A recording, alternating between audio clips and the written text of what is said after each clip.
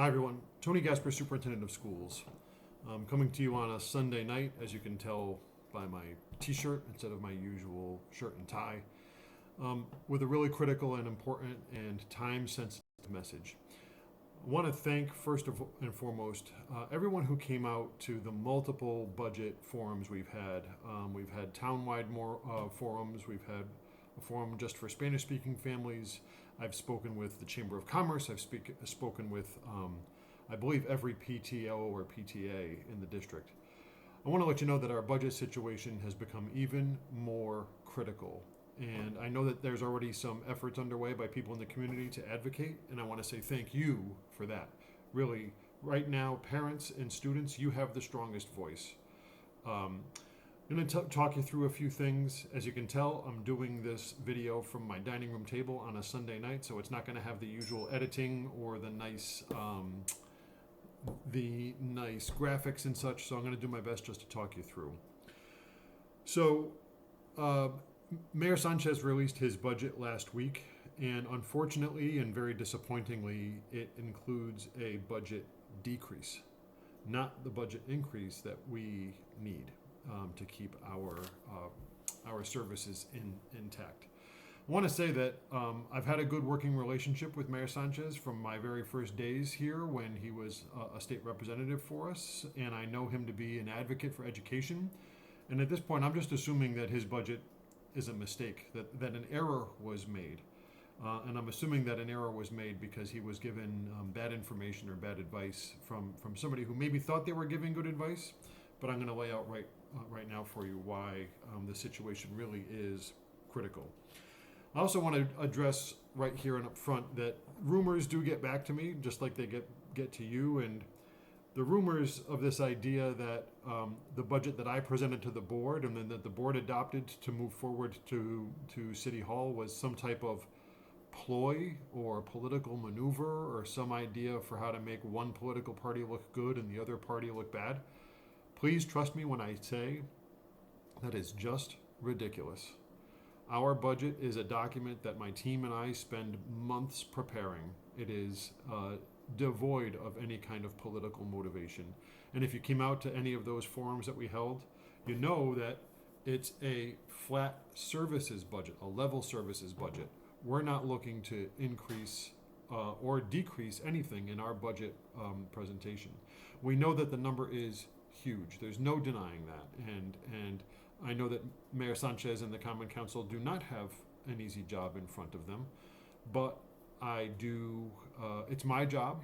I'm hired and I'm here to advocate for the children of New Britain, and that's what I'm going to do as long as I have the breath to do so. So I want to let you know that also I have briefed the mayor and his advisors on our budget. I took them through exactly why our number looks so big, about increases in transportation and health insurance and outplacements that we cannot control, and about state funding going flat, right? We'll talk a little bit more about that in a minute. There is some discussion at the state level, but we still have no hard numbers. I'm really hoping that the mayor and the Common Council can work together to improve upon the mayor's initial budget presentation, his initial budget number, because those of you who know me, I'm not really good at exaggerating and I'm not really good at getting overly emotional, but it's not an exaggeration to say that if the current budget presented by the mayor were to be enacted by Common Council, it would be catastrophic. That's not an exaggeration. It would have a reduction in services across the board in every type of way. Every department, every school would feel a very, very tough sting about these budget reductions. So here's the numbers, just so you can kind of follow along. And I apologize, like I said, doing this at my dining room table. I don't have fancy graphics like we sometimes do from our excellent communications department. The budget request that came from me to the board and then the board adopted and moved forward to the city was for an increase of $18.9 million. And I know that's a huge number. I understand the political realities of that number, and I've said that for the last few months. However, that's the number just to keep things the same. That's the number to avoid layoffs and avoid program cuts.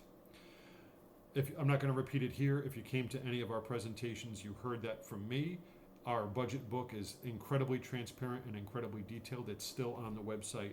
I encourage you to go to csdnb.org/budget advocacy, and you can find all of this detail there. And I'm always happy to take phone calls and emails at my office. So that 18.9 million is what is needed just to keep things the same. And by the way, our enrollment is flat. You might be hearing from other cities where Hartford enrollment is down, Stamford enrollment is down. Our enrollment is flat. We're within 97% enrollment of where we were about 6 or 8 years ago. So while other school districts may be able to find savings by reducing staff because there's just fewer students, that is not true in New Britain. Our enrollment continues to be strong, and it's flat, not growing, but also not shrinking. So the proposal, the budget proposal from the mayor reduces the total current education funding from all sources. There's two primary sources from which we've gotten local funding recently. Reduces that by $1.6 million. Overall, it's a 1.24% reduction in our total funding from the city.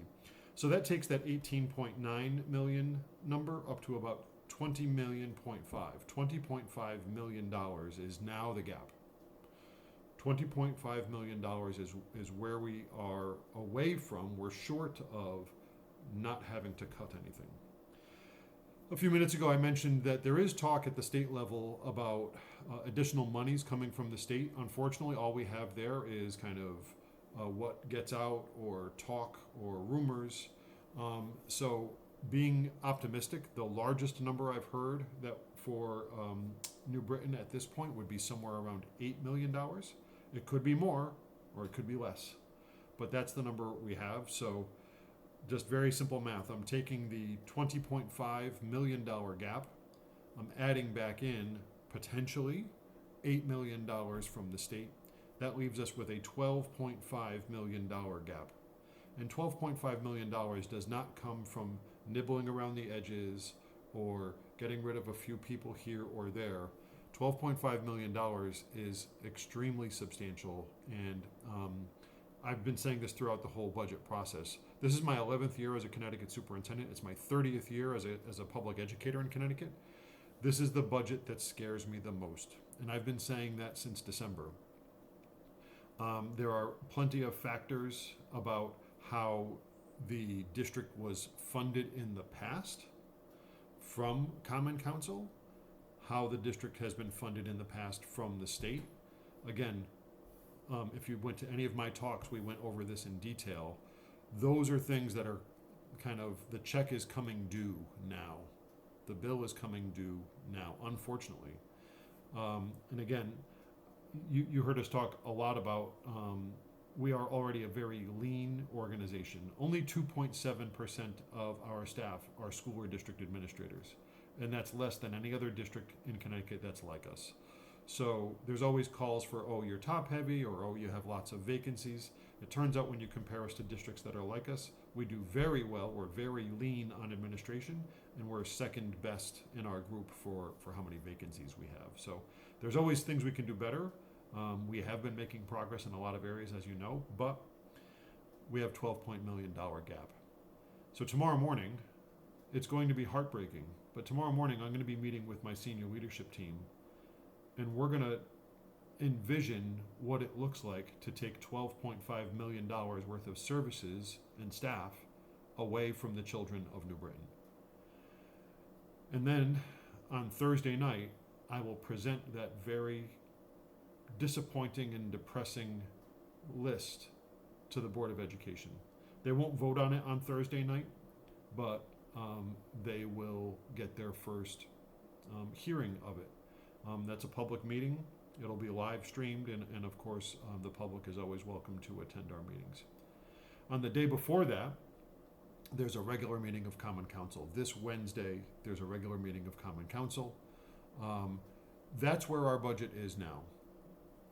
We've gone from the superintendent to the Board of Education to the Board of Finance Now it's with the mayor. The mayor has presented his budget, which is a reduction in total funding for the schools. And now it rests with Common Council. Common Council will have the final say on what is the budget that gets passed. So if you choose to advocate, as I have always said, I encourage you to be polite, to be respectful, but also be very clear about what you want for your children and your grandchildren in New Britain. This is a true emergency.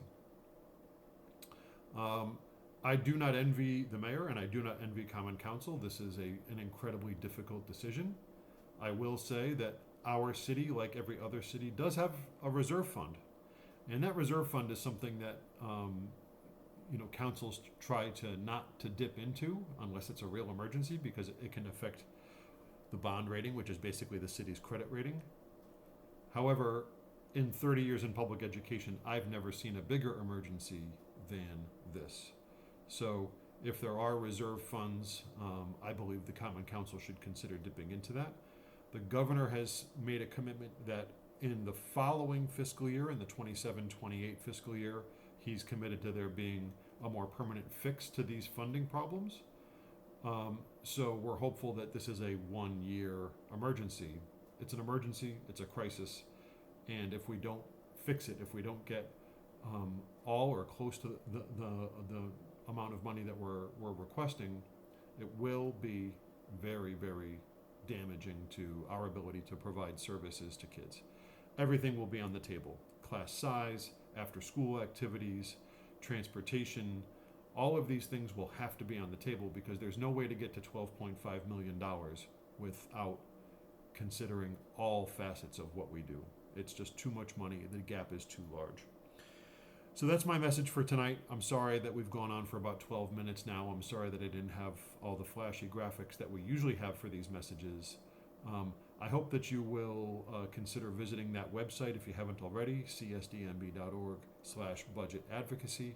Everything is there for you, how to reach out to our elected officials, including at the state level, because that is still a discussion as well. There's sample letters there if you've never advocated before, and email addresses for how you can reach people. So I always sign off, or not always, but I often sign off my emails with "in partnership," and I do feel that. So thank you for your partnership. Thank you to those of you who are taking up the charge and you've already begun advocating. Thank you to everybody who's already written letters. However, now the work really begins, because we know $12.5 million will be incredibly damaging to our children if it has to come out of the board's operating budget. Thanks for listening.